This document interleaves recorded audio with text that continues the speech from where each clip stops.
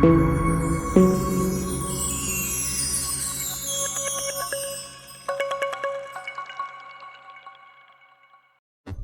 कहता है एलोपैथी बहुत बढ़िया है, कोई कहता है होम्योपैथी बहुत बढ़िया है, कोई कहता है आयुर्वेदा ना बेस्ट है। अभी जितने लोग उतनी बातें और एडवाइजेस बहुत सारी, लेकिन आपके लिए क्या ठीक है ये जानने के लिए ये पता होना बहुत जरूरी है कि एग्जैक्टली तीनों में फर्क क्या है, क्या डिफरेंस है और कौन सी चीज आपके लिए काम करेगी। तो आइए अब जानते हैं होम्योपैथी के बारे में, क्योंकि आपने इसका नाम तो जरूर सुना होगा और शायद आप ये भी जानते हो कि होम्योपैथी में कड़वी दवा की जगह मीठी मीठी गोलियां दी जाती है। इंटरेस्टिंग बात, जिनसे भी बीमारी का इलाज आसानी से हो जाता है।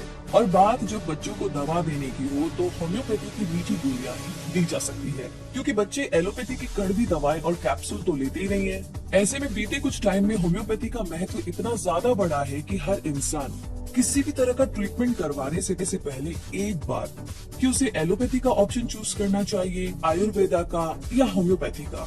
और अगर आपको भी होम्योपैथी से जुड़ी सही जानकारी मिल जाए तो आपके लिए भी सही ऑप्शन चुनना काफी आसान हो सकता है। इसीलिए आज इस वीडियो में आपके लिए लेकर आया है होम्योपैथी से जुड़ी पूरी जानकारी, जिसे देखने के बाद होम्योपैथी से जुड़े सारे डाउट्स आपके क्लियर हो जाएंगे और इस चिकित्सा पद्धति को समझना आपके लिए एकदम आसान हो जाएगा। तो चलिए शुरू करते हैं और सबसे पहले जानते हैं कि होम्योपैथी क्या है और ये वर्ड कहाँ से आया। होम्योपैथी एक वैकल्पिक चिकित्सा यानी कि ऑल्टरनेटिव मेडिसिन है। इसका ओरिजिन भले ही वेस्टर्न वर्ल्ड में हुआ, लेकिन आज पूरी दुनिया में होम्योपैथी की दवा ली जाती है और भारत में भी इसने अपना गहरा प्रभाव जमा लिया है।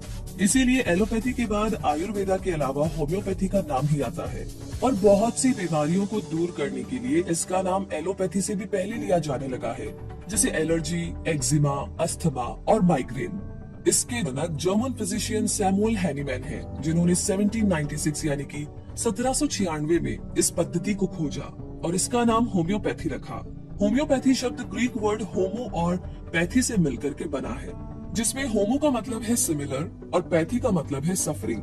यानी होम्योपैथी समरूपता के सिद्धांत पर आधारित है, जिसमें दवाएं उन बीमारियों से मिलते जुलते रोग दूर कर सकती है जिन्हें वो पैदा कर सकती है।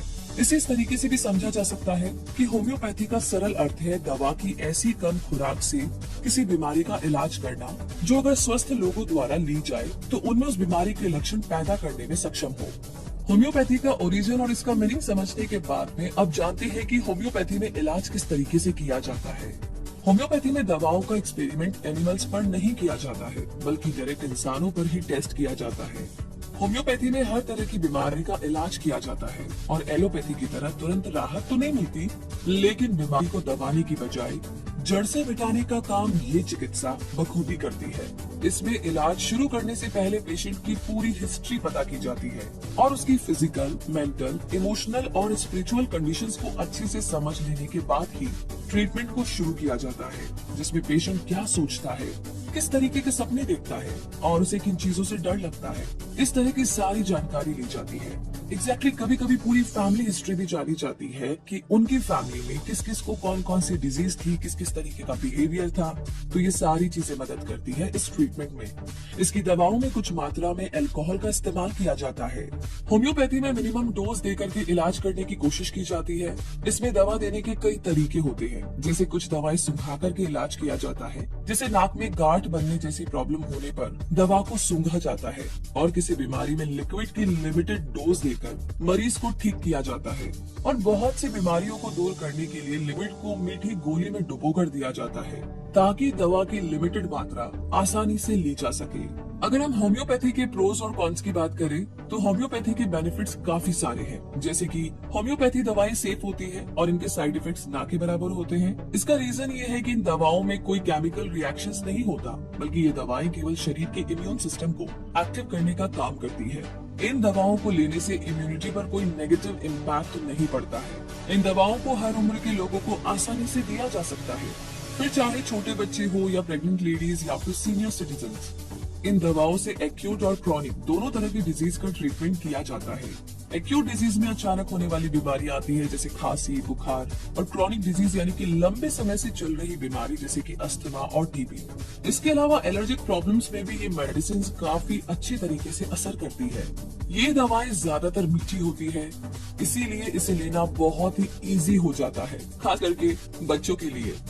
होम्योपैथी दवाएं लेने से शरीर में इनके प्रति निर्भरता विकसित नहीं होती है, यानी हमारे शरीर को इन दवाओं की आदत नहीं पड़ती है।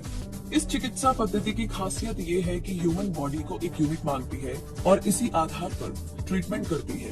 इसी वजह से हमें शरीर के अलग अलग पार्ट्स का इलाज करवाने के लिए अलग अलग एक्सपर्ट्स के पास जाने की जरूरत नहीं पड़ती है, जैसे कि एलोपैथी में होता है। यहाँ पर बल्कि एक ही डॉक्टर हर तरह की तकलीफ का ट्रीटमेंट कर सकता है। होम्योपैथी की ये खासियत है कि इसमें बहुत सी बीमारियों के लिए अलग अलग दवा नहीं दी जाती है, बल्कि सारी बीमारियों के लिए एक ही दवा तैयार करके दी जाती है। ऐसा होने पर पेशेंट के लिए दवा लेना काफी आसान भी हो जाता है। होम्योपैथी दवाओं के इतने सारे बेनिफिट्स के बाद अगर इसके कॉन्स की बात करें तो इसमें एलोपैथी जितनी तेजी से राहत नहीं मिल पाती है। होम्योपैथी के ट्रीटमेंट्स पहले अगर पेशेंट अपने बारे में पूरी जानकारी नहीं दे, जैसे कि अपना नेचर, हैबिट्स और डिजीज हिस्ट्री, तो हो सकता है कि ट्रीटमेंट पूरी तरीके से सक्सेसफुल ना हो पाए, फिर उसमें बहुत ज्यादा टाइम लगे।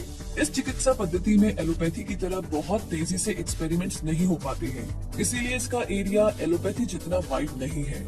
इमरजेंसी केस जैसे कि एक्सीडेंट और हार्ट अटैक जैसे सिचुएशंस में होम्योपैथी हेल्पफुल नहीं हो सकती। इसके अलावा होम्योपैथी ट्रीटमेंट को लेकर के जो एक डाउट है उस पर बात करना बहुत जरूरी है। होम्योपैथी ट्रीटमेंट के लिए माना जाता है कि ये इलाज बहुत स्लो होता है, जबकि ये पूरा सच नहीं है। इस ट्रीटमेंट में ज्यादा टाइम केवल उन्हीं बीमारियों को दूर करने में लगता है जो कि बहुत पुरानी हो या फिर बहुत सीरियस, वरना जुकाम, खांसी और बुखार जैसी हेल्थ प्रॉब्लम्स में होम्योपैथी मेडिसिन भी जल्दी से रिलीफ दिला देती है। होम्योपैथी ट्रीटमेंट लेते टाइम क्या अवॉइड करना जरूरी है, आइए जानते हैं। पहले होम्योपैथी ट्रीटमेंट के दौरान प्याज, लहसुन खाने पर मनाही हुआ करती थी, लेकिन नई रिसर्च के बाद ये रेस्ट्रिक्शन हटा दिया गया है, क्योंकि ह्यूमन बॉडी अब प्याज, लहसुन जैसी चीजों के लिए नई नहीं है। इसीलिए इन्हें खाने से ट्रीटमेंट पर कोई खास असर नहीं पड़ता है। फिर भी आज कुछ ट्रीटमेंट्स में इन्हें अवॉइड करने की सलाह दी जाती है। इसके अलावा कॉफी को अवॉइड करना जरूरी होता है, क्योंकि इसमें मौजूद कैफीन होम्योपैथी दवा के असर को कम कर देता है। इसके अलावा कुछ ट्रीटमेंट्स में परफ्यूम और डियो लगाना भी मना होता है, क्योंकि इनकी स्मेल से दवा का असर कम हो जाता है। कई बार आपको खटाई यानी कि दही, छाछ जैसी चीजें खाने के लिए मना किया जाता है। तो कुल मिलाकर के डिपेंड करता है कि क्या डिजीज है और उसके लिए क्या एग्जैक्टली रूल्स है। तो दोस्तों, होम्योपैथी से जुड़े सारे सवालों के जवाब आपको इस वीडियो में मिल गए होंगे और उम्मीद है कि आपको हमारी ये कोशिश जरूर पसंद आई होगी और होम्योपैथी से जुड़ी ये जानकारी समझ पाना आपके लिए काफी आसान होगा। तो आगे भी ऐसी जानकारियां आपको मिलती रहेगी, लेकिन ये वीडियो आपको कैसा लगा, ये जानकारी आपको कैसी लगी, प्लीज कमेंट बॉक्स में लिख करके जरूर शेयर कीजिएगा। साथ ही ऐसी इनोवेटिव और इंटरेस्टिंग जानकारियों के लिए हमारे चैनल को सब्सक्राइब करके बेल आइकन को प्रेस करना बिल्कुल ना भूलिएगा, ताकि कोई भी जानकारी आप कभी भी मिस न करें। तो रखिए अपना बहुत सारा ध्यान, तो सही डिसीजन लीजिए पूरी जानकारी पाकर और के साथ। अभी के लिए धन्यवाद।